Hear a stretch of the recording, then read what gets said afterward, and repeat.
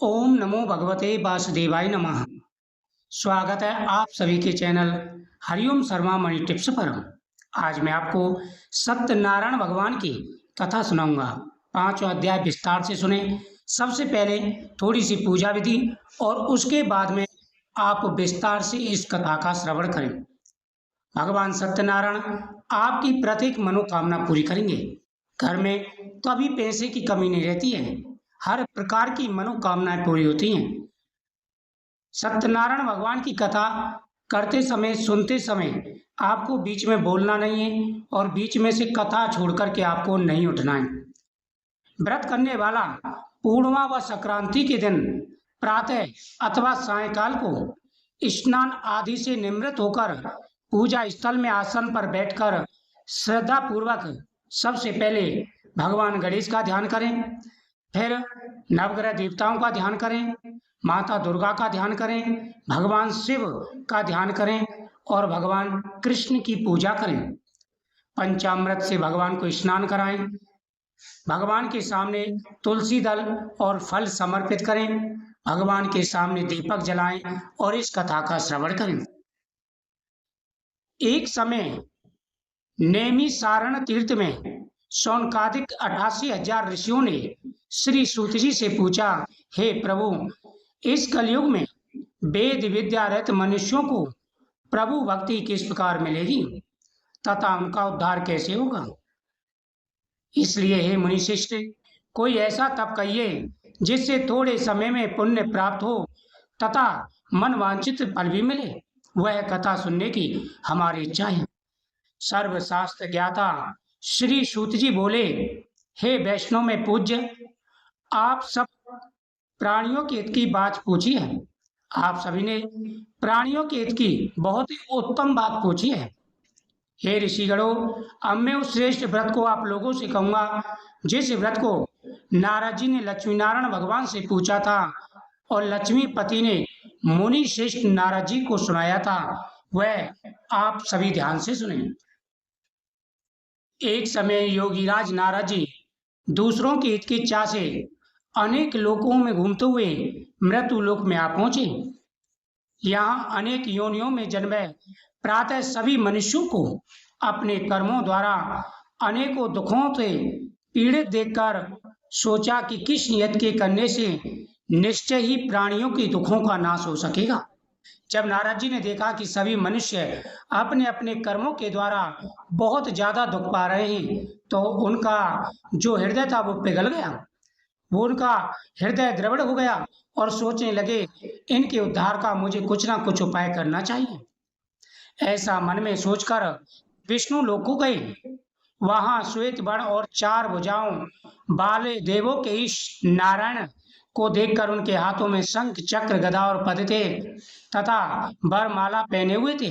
देखकर स्तुति करने लगे, हे गोविंद, हे केशव, आप अत्यंत शक्ति से संपन्न हैं।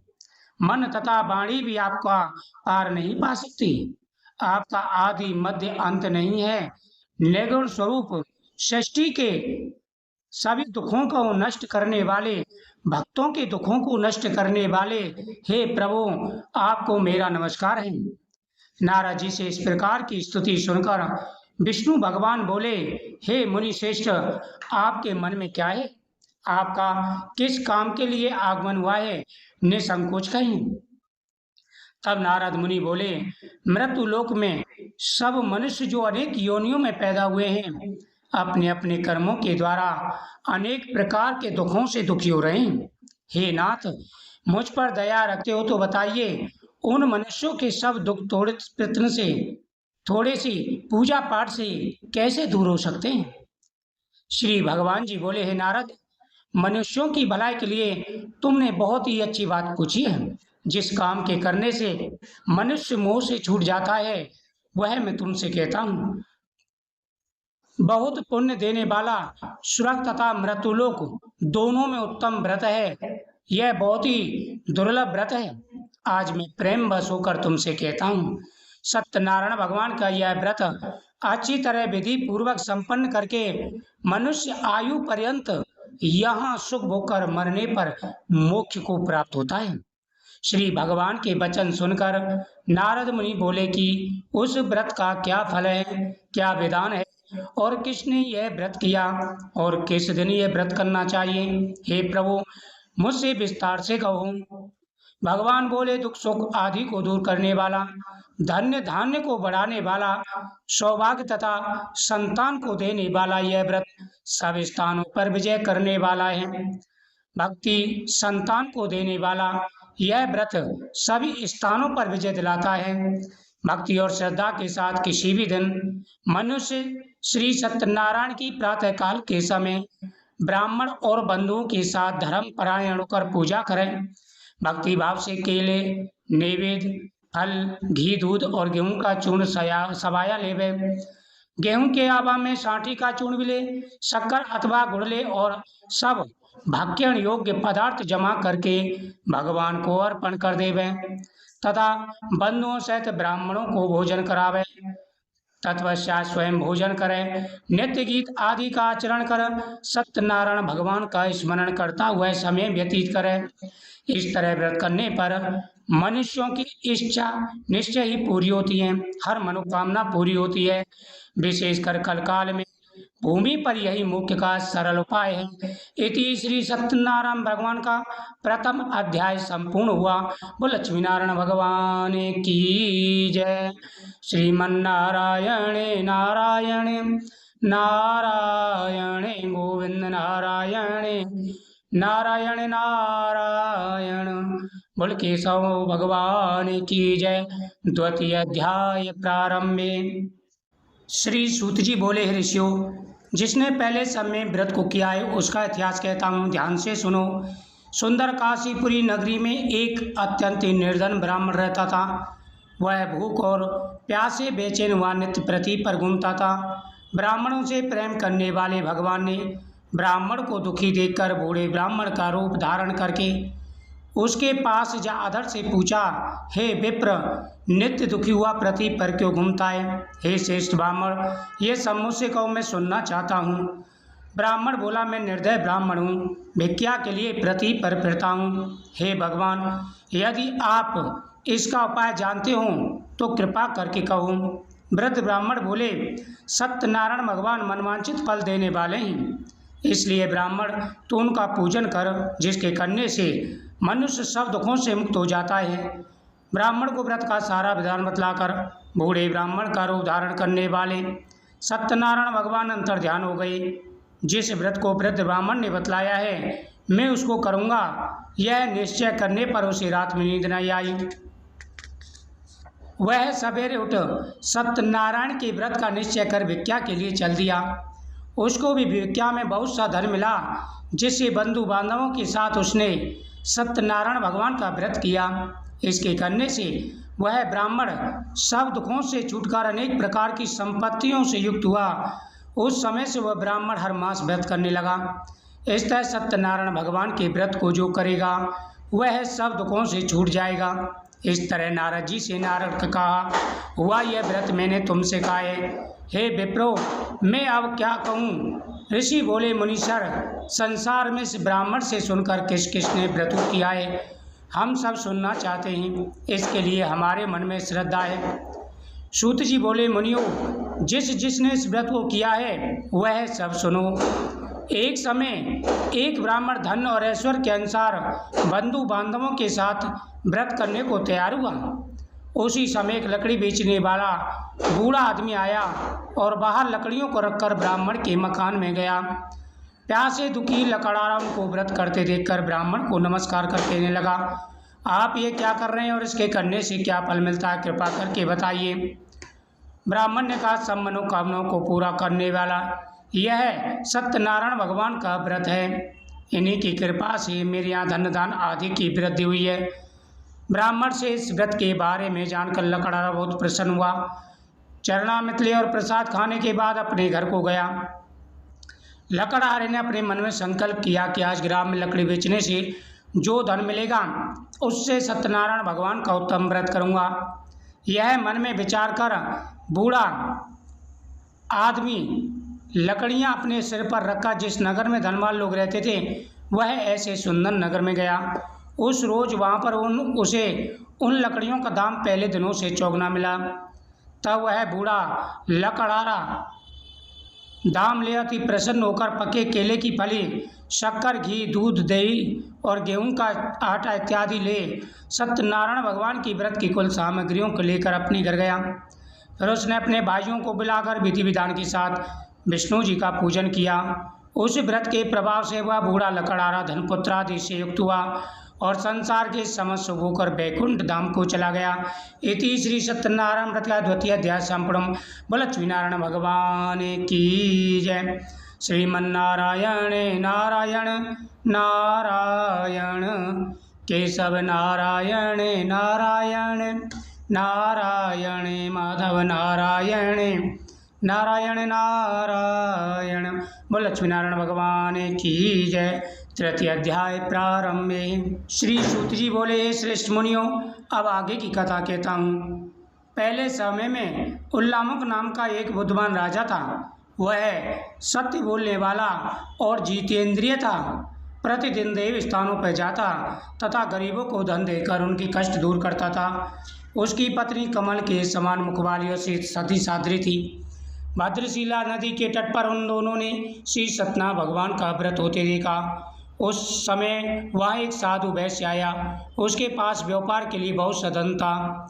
वह नाव को किनारे पर ठहराकर राजा के पास आ गया और राजा को व्रत करते हुए देखकर विनय के साथ पूछने लगा, हे राजन, भक्ति युक्त चित्त से आप ये क्या कर रहे हैं? मेरी सुनने की इच्छा है, सो आप मुझे बताइए। राजा बोला, हे साधु, अपने बंधु बांधवों के साथ पुत्रादि की प्राप्ति के लिए माँ शक्तिमान सत्यनारायण भगवान का व्रत व पूजन कर रहा हूँ। राजा के वचन सुनकर साधु आदर से बोला, हे राजन, मुझसे इसका संविधान कहो, मैं भी आपके कथानुसार व्रत को करूँगा। मेरे भी कोई संतान नहीं है और इससे निश्चय ही संतान होगी। राजा से संविधान सुन व्यापार से निवृत्त व आनंद के साथ घर गया। साधु ने अपनी स्त्री से संतान देने वाले उस व्रत का समाचार सुनाया। कहा कि जब मेरे संतान होगी तब मैं व्रत को करूँगा। साधु ने ऐसे वचन अपनी स्त्री लीलावती से कहे। एक दिन उसकी स्त्री लीलावती पति के साथ आनंदित हो संसारी धर्म में प्रवृत्त हो सत्यनारायण भगवान की कृपा से गर्भवती हो गई। 10वें महीने में उसके सुंदर कन्या का जन्म हुआ।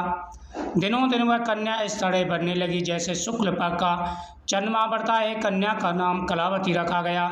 तब लीलावती ने मीठे शब्दों में अपने पति से कहा, जो आपने संकल्प किया था कि भगवान का व्रत करूँगा, अब आप उसे करिए। साधु बोला, प्रिय, इसके विवाह पर करूँगा। इस प्रकार अपनी पत्नी को आश्वासन दे वह नगर को गया। कलावती पितृगृह में वृद्धि को प्राप्त हो गई। साधु ने जब नगर में सखियों के साथ अपनी पुत्री को देखा तो तुरंत ही दूत को बुलाकर कहा, पुत्री के वास्ते कोई सुयोग वर देख कर लाओ। साधु की आज्ञा पाकर दूत कंचन नगर पहुंचा। वहां पर बड़ी खोज कर देखभाल कर लड़की के लिए सुयोग वरित पुत्र देख कर ले आया। उस सुयोग लड़के को देखकर साधु ने अपने बंधु बांधवों सहित प्रसन्नचित होकर अपनी पुत्री का विवाह उसके साथ कर दिया, किंतु दुर्भाग्य से विवाह के समय में व्रत को करना भूल गया। तब श्री भगवान क्रोधित हो गए और श्राप दिया, तुम्हें दारुण दुख प्राप्त होगा। अपने कार्य में कुशल साधु बनिया दामा सहित समुद्र के समीप स्थित रत्नपुर नगर में गया। वहाँ दोनों ससुर जमाई राजा चंद्रकेतु के इस नगर में व्यापार करने लगे। एक रोज भगवान सत्यनारायण की माया से प्रेरित कोई चोर राजा का धन चुरा कर भागा जा रहा था, किंतु राजा के दूतों को आता देखकर चोर ने घबराकर भागते हुए राजा के धन को वहीं चुपचाप रख दिया जहां वो ससुर जमाई ठहरे हुए थे। जब दूतों ने साधु वैश्य के पास राजा के धन को रखा देखा तो दोनों को बांध कर ले गए और प्रसन्नता से दौड़ते हुए राजा के समीप जाकर बोले, यह दो चोर हम पकड़ कर लाए, देखकर आज्ञा दें। तब राजा की आज्ञा से उनको कठिन कारागार में डाल दिया गया। उनका सब धन छीन लिया गया। सत्यनारायण भगवान के श्राप के द्वारा उसकी पत्नी और पुत्री घर पर बहुत दुखी हुई। घर पर रखा धन चोर चुरा के ले गए। शारीरिक मानसिक पीड़ा तथा भूख और प्यास से अति दुखित हो अन्न की चिंता में कलावती कन्या ब्राह्मण के घर गई। वहाँ उसने सत्यनारायण भगवान का व्रत होते देखा। फिर कथा सुनी और प्रसाद ग्रहण कर रात को घर आई। माता ने कलावती से पूछा, हे पुत्री, अब तक कहाँ थी व तेरे मन में क्या है? कलावती बोली, माता मैंने एक ब्राह्मण के घर सत्यनारायण भगवान का व्रत होते देखा। कन्या के वचन सुनकर लीलावती भगवान के पूजन की तैयारी करने लगी। लीलावती ने परिवार और बंधुओं सहित श्री सत्यनारायण भगवान का व्रत व पूजन किया। वर मांगा कि मेरे पति और दामाद शीघ्र आ जावें। साथ ही प्रार्थना की, हम सबका अपराध क्षमा करो। सत्यनारायण भगवान इस वैसे संतुष्ट हो गए और राजा चंद्रकेतु को स्वप्न दर्शन देकर कहा, राजन दोनों वैश्यों को प्रातः ही छोड़ दो। उनका सब धन जो तुमने ग्रहण किया लौटा दो, नहीं तो मैं तेरा पुत्र आदि नष्ट कर दूंगा, राज्य भी नष्ट हो जाएगा। राजा से ऐसे वचन कहकर भगवान अंतर ध्यान हो गए। प्रातःकाल राजा चंद्रकेतु ने सभा में अपना स्वप्न सुनाया। फिर दोनों बड़े पुत्रों को कैद से मुक्त कर सभा में बुलाया। दोनों ने आते ही राजा को नमस्कार किया। राजा मीठे वचनों से बोला, हे महान भावो, भाभी बस ऐसा कठिन दुख प्राप्त हुआ है, अब तुम्हें कोई भय नहीं है। ऐसा कहकर राजा ने उनको नए वस्त्रभूषण पहनाई तथा उनका जितना धन लिया था उससे दूना धन देकर आदर के साथ विदा किया। दोनों वैश्य अपने घर को चल दिए। इति श्री सत्यनारायण व्रत का तृतीय अध्याय संपूर्ण। बोलो लक्ष्मीनारायण भगवान की जय। श्रीमन्नारायण नारायण नारायण गोविंद नारायण नारायण नारायण। चतुर्थ अध्याय प्रारंभ में श्री सूत जी बोले, वैश्य ने मंगलाचार करके यात्रा आरंभ की, अपने नगर को चला। उनके थोड़ी दूर निकलने पर दंडी वेशधारी सत्यनारायण भगवान ने उनसे पूछा, हे साधु तेरे नाम में क्या है? अभिमानी बड़े तस्ता हुआ बोला, हे दंडी आप क्यों पूछते हैं, क्या धन लेने की इच्छा है? मेरी नाम में तो बेल और पत्र भरे हैं। वैश्य का कठोर वचन सुनकर भगवान ने कहा, तुम्हारा वचन सत्य हो। दंडी ऐसा कहकर वहाँ से कुछ दूर चले गए और कुछ दूर जाकर समुद्र किनारे बैठ गए। दंडी के जाने के पश्चात वैश्य ने नित्य क्रिया से निवृत्त होने के बाद नाव को ऊंची उठा देकर अचम्मा किया। नाव में बेल पत्ते आदि देख मूर्छित हो जमीन पर गिर पड़ा। फिर मूर्छा खुलने पर अत्यंत शोक प्रकट करने लगा। तब उसके दामाद ने कहा कि आप शोक ना करें, यह दंडी का श्राप है, अतः उनकी शरण में चलना चाहिए, तभी हमारी मनोकामना पूरी होगी। दामाद के वचन सुनकर साधु दंडी महाराज के पास पहुंचा और बोला कि मैंने आपसे असत्य वचन कहे थे, उनके लिए क्षमा कर। ऐसा कहकर महान शोका तो रोने लगा। भगवान बोले, हे बड़े पुत्र, तू बार बार मेरी पूजा से विमुख हुआ है। साधु बोला, हे प्रभु, आपकी माया तो ब्रह्मा आदि भी नहीं जानते, तब मैं अज्ञानी कैसे जान सकता हूँ? आप प्रसन्न होइए, मैं सामर्थ्य के अनुसार आपकी पूजा करूँगा। उसने पूजा की, सदैव प्रसन्न हो गई। उसने नाव पर आकर देखा, नाव धन से परिपूर्ण है। फिर वह साथियों सहित अपने नगर के निकट आया तो दूत को घर भेजा। उस समय उसकी पत्नी और पुत्री सत्यनारायण भगवान का पूजन कर रही थी। माता ने पूजा पूर्ण करके पुत्री से कहा, मैं पति के दर्शन क्यों जाती हूँ, तू कार्य पूर्ण करके शीघ्र आ जाना। परंतु कलावती प्रसाद छोड़कर पति के दर्शन के लिए चली गई, इसलिए सतदेव ने रुष्ट उसके पति को नाव सहित पानी में डुबो दिया। इस प्रकार साधु की पुत्री अपने पति को न देखकर रोती जनी पर गिर पड़ी। कन्या का रोता हुआ देख साधु दुखित तो बोला, प्रभु मुझसे या मेरे परिवार से जो बोली है उसे क्षमा करें। ऐसा कहकर महान शोका तो रोने लगा। तभी आकाशवाणी हुई, हे साधु, तेरी कन्या मेरा प्रसाद छोड़कर आई है, इसलिए इसका पति अदृश्य हुआ है। यदि वह घर जाकर प्रसाद खाकर लौटे तो इसे इसका पति अवश्य मिलेगा। कलावती ने घर पहुंचकर प्रसाद खाया, फिर आकर अपने पति के दर्शन किए। उसके पश्चात साधु ने अपने परिवार साथ सतदेव का पूजन किया। सभी परिवार वालों ने सतदेव भगवान की कथा सुनी और उनके घर में हर प्रकार का सुख और वैभव हो गया। इति श्री सत्यनारायण का चतुर्थाध्याय संपूर्ण। बोलो लक्ष्मीनारायण भगवान की जय। श्रीमन्नारायण नारायण नारायण गोविंद नारायण नारायण नारायण। बोलो लक्ष्मीनारायण भगवान की जय। पंचम अध्याय प्रारंभ में सूत जी बोले, हे ऋषियों, मैं एक और कथा कहता हूँ, सुनो। प्रजा पालन में लीन त्वंदज नाम का एक राजा था। उसने भी भगवान का प्रसाद त्याग कर बहुत दुख पाया। एक समय वन की में जाकर वन पशुओं को मारकर बड़ वृक्ष के नीचे आया वहाँ उसने ग्वाल वालों को भक्तिभाव से बांधों से श्री सत्यनारायण भगवान का पूजन करते देखा। राजा देखकर भी अपमानवश ना ही वहाँ गया और ना ही नमस्कार किया। जब ग्वालों ने भगवान का प्रसाद उसके सामने रखा तो वह प्रसाद त्याग कर अपनी नगरी को चला गया। वहाँ उसने अपना सब कुछ नष्ट पाया तो वह जान गया यह सब भगवान ने ही किया है। तब वह विश्वास कर ग्वालों के समीप गया, विधि पूर्वक पूजन कर प्रसाद खाया तो सतदेव की कृपा से सब कुछ पहले जैसा था वैसा ही हो गया। दीर्घकाल तक शुभ होकर मरने पर सुगलोक को गया। जो मनुष्य इस परम दुर्लभ व्रत को करेगा भगवान की कृपा से उसे धनदान की प्राप्ति होगी तथा सभी प्रकार के मनोरथ पूर्ण होकर अंत में वैकुंठ धाम को जाते हैं। जिन्होंने पहले समय व्रत को किया है उनके दूसरे जन्म की कथा कहता हूँ। वृद्ध सतानन ब्राह्मण ने सुदामा का जन्म लेकर मोक्ष को पाया। उल्लामुख नाम का राजा दशरथ होकर वैकुंठ लोक को प्राप्त हुआ। साधु नाम के वैश्य ने मूर्ध बनकर अपने पुत्र को आरे से चीरकर मोक्ष को प्राप्त किया। महाराज त्वंध्वज ने स्वयं होकर भगवान में भक्ति कर्म कर मोक्ष को प्राप्त किया। इति श्री सत्यनारायण व्रत का 5वां अध्याय संपूर्ण। बोलो लक्ष्मीनारायण भगवान की जय।